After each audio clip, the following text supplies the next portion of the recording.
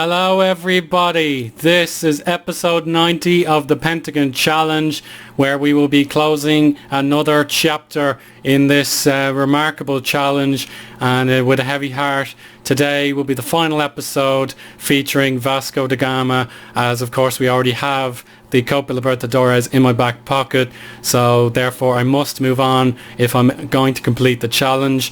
The jobs market isn't too good at the minute. There's nowhere I can really go that would help me win the next trophy I require. Manchester United hired the Olympiacos manager, I forget his name, but he's basically a Cypriot with 3.2 star potential, and that is something I have now as well, which is truly fantastic. We can now check out my history. In charge of Vasco da Gama, not even 100 games, and we must call it a day here. But I made a big move in getting here and winning the Copa Libertadores in the first season. Absolutely tremendous how we managed to pull that off. Nevertheless, after 95 games, 56 wins, 23 draws and 16 defeats, the time has come to leave. We won 58% of the games, scored 179 goals and conceded 89. We won 2 trophies, came second in the league, and we won the Rio State Championship as well, but we did not win the Club World Championship. That was a big disappointment, but of course the Copa Libertadores was won, and that is absolutely huge. So the players that have gotten me to this stage, we will salute them one last time. But they got me a 3-0 win on my final game in charge against the champions of Asia. Probably the easiest job in the continent at the minute. We put 3 goals past them. Leonardo twice and Emerson Fonseca with 1 goal. They were very tired. Didn't give me a proper match. I wish I could have played them when they weren't so worn out. But anyway, Manchester City are the champions of the world again. I believe it's their second triumph. Yes, 2 wins for the citizens, and we came in 3rd place, which was disappointing. But Tigres were the second Mexican team to make it to this stage. America had done it in 2022, but they knocked out Monaco, whereas Flamengo won that year. That was very impressive. But if I'm ever going to win this tournament, I'm going to probably have to do it with a European club. There's no other way about it. But I'm happy that we did not humiliate ourselves again after Tigres gave us a stunning shock, and they deserve the win. So now, all there is to do now is to say goodbye to the squad, and let's report their stats for the season gone by. So the most appearances has actually gone to Carlos Matthews on 43 starts and 1 substitute appearance. Evander did very well to start 40 times. Andrini in goal, 40 starts. Centurion 38. Cesar Martinez 35. That's really good for the young centre-back. He's only 24, so that's excellent. Xavier did excellently. He's getting on now, but 33 starts is fantastic. Megales fought back from injury to make 33 starts.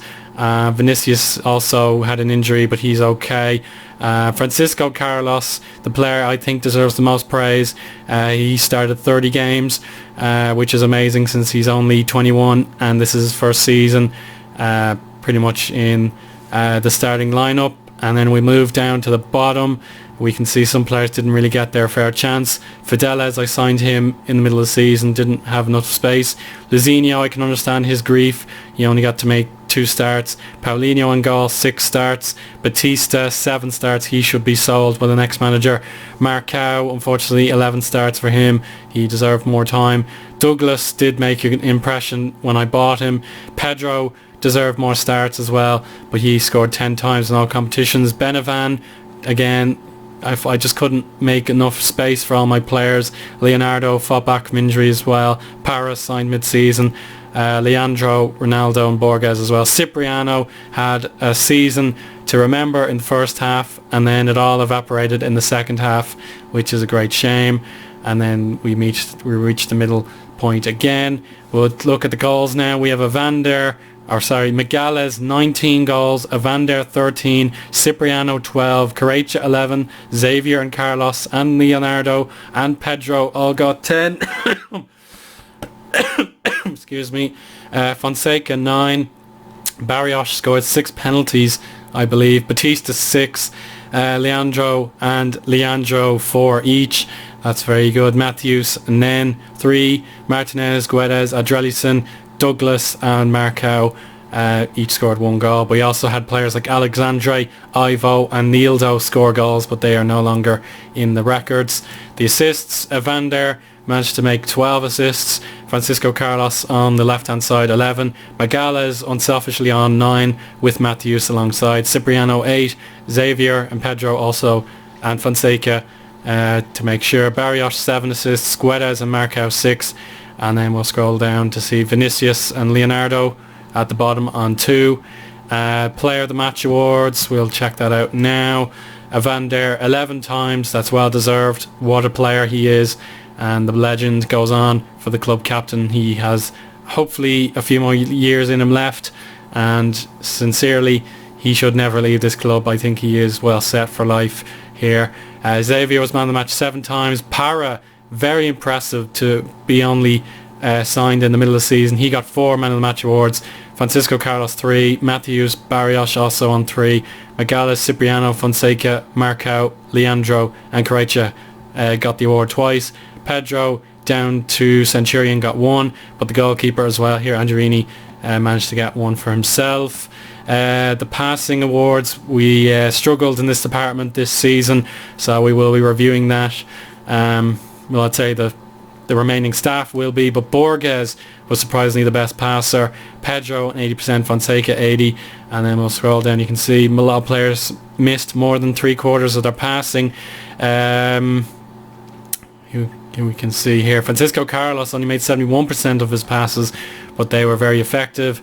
The most tackles per game, Centurion unsurprisingly made 6.75. Douglas, Borges, Para, Ronaldo, Benavan, Nen, Cesar Martinez, Sosa and Leandro complete the top of the list. Dribbles made per game, Luzinho made 6.64, but that's a bit irrelevant. Pedro's 3.76, Correia 3.52, Fonseca 3.51 and Francisco Carlos 3.26. Surprisingly, Centurion made less than 1 dribble a match. And then Daniel Guedes 1.4. Shots on target. Matthews with 64. Benavan 57. Leonardo 56. Cipriano 55. Xavier, Magales, Evander, and then a few guys got 50%. Yellow cards, no surprises that Centurion got the most on 19. Borges second place with 10. And then pretty much most of the players got 1 yellow card, but Barrios, Magales and Bernal all kept it clean with no yellows with over 30 games played. Red cards for Centurion, Vinicius, Fonseca and Para. And then the average rating, Evander blew the competition away with 7.63 average rating. Carlos Matthews with 7.6, Barrios 7.54, Cipriano 7.51, Para 7.47. We'll scroll down to the middle. Players that stand out here. Correia 7.25. Leandro 7.36. Pedro 7.23. Marcao 7.19. Francisco Carlos 7.2. Centurion 7.03. And then down the bottom, the Hall of Infamy. Bernal 6.86. Batista 6.88. 6.91 for Sosa. 6.93 for Ronaldo.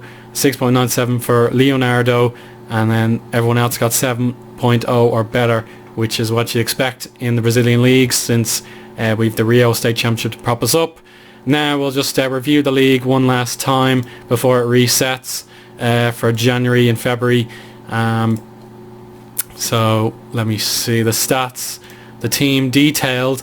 Palmeiras understandably got the best possession average rating. And then we're in 12th, and Flamengo surprisingly were second last, and Sao Paulo on 18. 6 penalties for Corinthians, 5 of them were dispatched. Vasco only got 2 in 38 games, whereas Cruzeiro will be hard done by with none at all, even though they came in the top 5. Sao Paulo won the most headers, but clearly didn't make them count as they were relegated. Vasco came in 4th. Yellow cards, most of them went to Gremio, Vasco 45, and the cleanest team with Corinthians with just 14 yellows. And how many reds? None. So whereas we were up near the top on 3. We ended the season very well, but of course if we didn't have the meltdown, I'd say we would have been champions. We can check out home and away wins in a minute as well. Games won in a row, whatever. Games scored in a row, yeah. I'd say minutes since last goal. Chapecoense 306, whereas Vasco down near the bottom on 24. Goals scored throughout the season. We did okay. We should have done a little bit better considering we were runners up in the league. We scored 55 goals compared to Cruzeiro on the top on 66. The worst defenders, despite having a brilliant striker up front, were Internacional, only securing 35. The cross completion ratio, we got 13%, whereas Santos got 18. Grêmio completed the most crosses. Goals from direct free kicks, we are on top there with 2, and then with corners we scored 5. Pass completion, this is probably the stat that lets us down, 71% throughout the season, whereas Mineiro got 80. Passes completed, Internacional 16,899, whereas we only completed 12,000.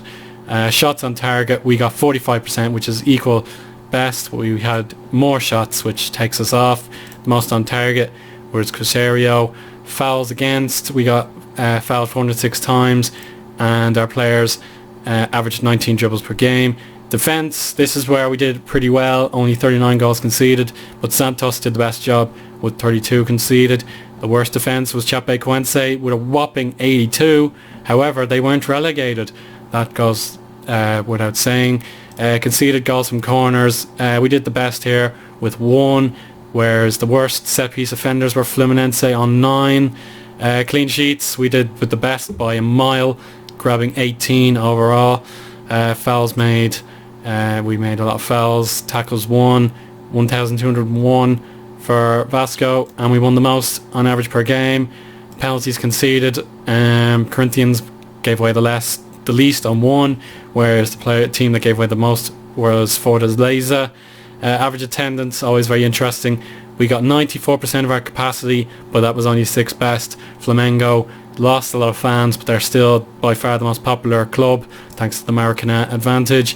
Santos and Mineiro tied the best with capacity, but Santos have a much smaller stadium. Stadium sellouts, we got 4.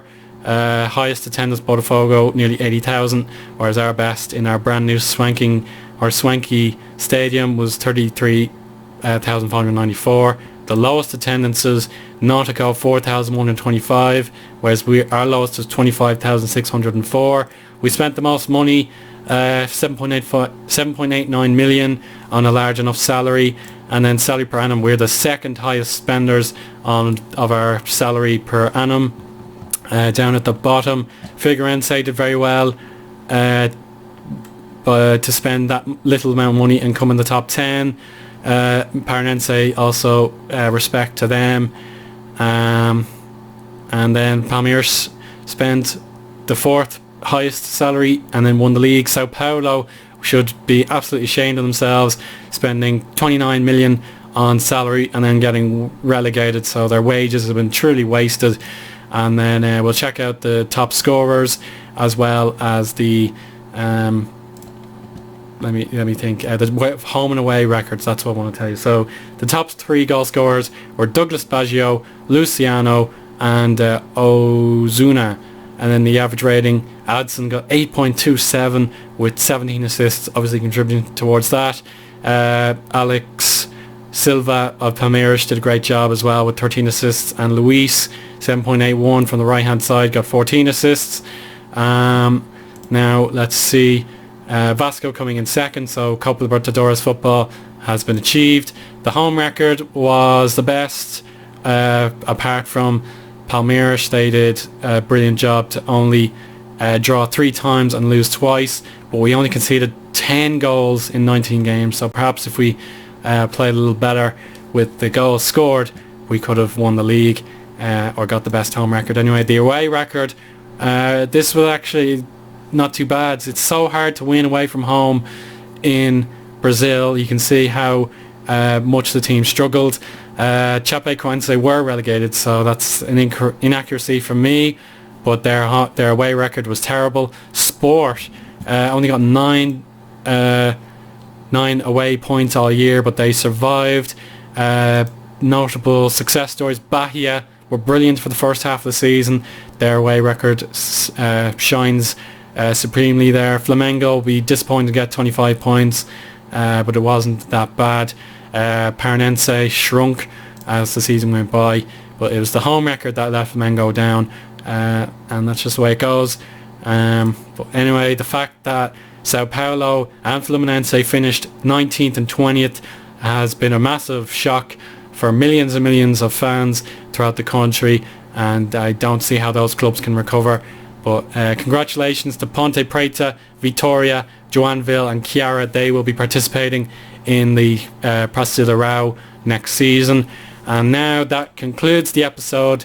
The era of Vasco has concluded, and I have no idea where to go next. The international scene might be somewhere to go just to keep me occupied, but now without further ado, I have a backup save if my search for a job is not successful. But now I'm going to look at this contract and say it's time to go. Thank you so much for your time, Vasco da Gama. I love you. You've made me a very, very happy manager. We won 2 trophies together in this season gone by, plus the Brazilian Cup in the half season. So this has been the highlight of my career, winning the Copa Libertadores. But now I've done everything that is possible, and I must resign to continue this challenge. So I hope we can be friends forever and ever. You've been a stellar club. We've gone through so much together, and can only say goodbye. Muito obrigado, as my Portuguese would say. And that's pretty much the game over. So I don't know who's going to succeed me. That will be a question that will be answered later. But it's so sad that I must go. They're unwilling to speculate in the media, so I'm so sorry.